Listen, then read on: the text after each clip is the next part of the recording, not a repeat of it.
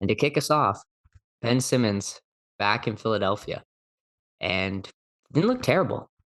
He's He's been on the upswing yeah, he's last starting 4 games.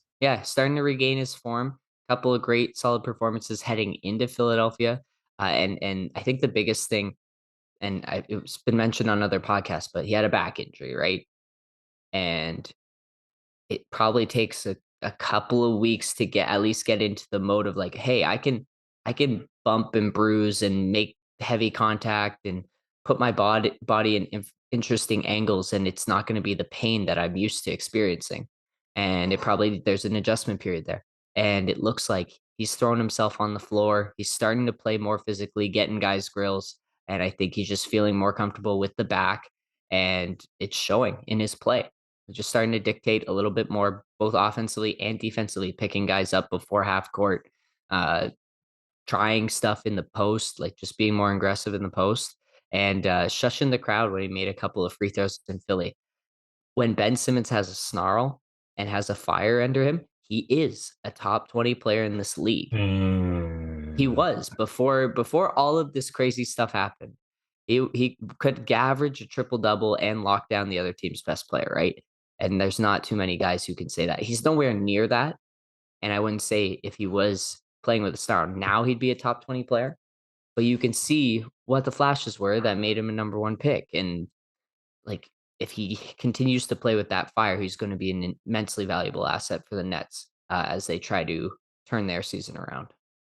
it's not a 180. It's at least a 150, 160 so far. I don't think he'll ever be worth that max contract. I think when a player gets exposed and broken down without a serious effort put in by them to improve their game and adjust upon those weaknesses, I think there's really no overcoming that. And the confidence is the first thing that really got exposed in that Atlanta series, that infamous passing out of an open dunk opportunity. The free throws kind of secondary to that. And part of that upswing was he hit on the hack Ben. I can't remember which team it was against. He hit the free throws. You mentioned he's taking the ball to the basket more aggressively. Saw that in the Raptors game, though who wouldn't take the ball aggressively to the basket against a G League team?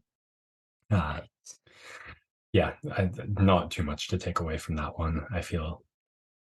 But I think a team with its like the top 10, top 15 defensive team in the league who are all on the same page, operating on a string, will still not find it too cumbersome to shut him down and really benefit on him being there in the half court offense. It's mostly in transition.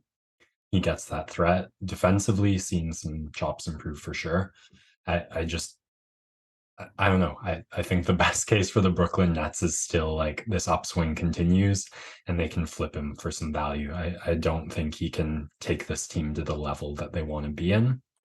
But there's definitely been some huge mental health issues there, and you never wish ill on a player. So seeing the improvements in confidence indicate some return to health there, and that's certainly good news for everyone. His interview, like heading into that Philly game, gave me a chuckle. One of the interviewers was like, "Do you think after the time that's passed, like it'll be that bad?" And he's like, "Come on, man, it's Philly." Yeah. And you appreciate him giving those fans respect. Like, you don't want to make any more enemies than you already have there. And maybe it even softens the blow if you give them their props. Those Philly fans are no joke. Now, maybe if you play with a snarl, as you said, it's like that's the top tier level. But Yep. Yep. Yep.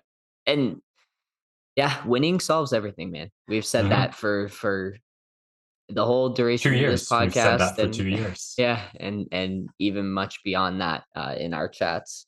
And if if he can perform at a high enough level for them to get more wins than losses and push out of a play-in spot and into the playoff race, then all of this stuff that has plagued this team to the early start of the season is gonna go away.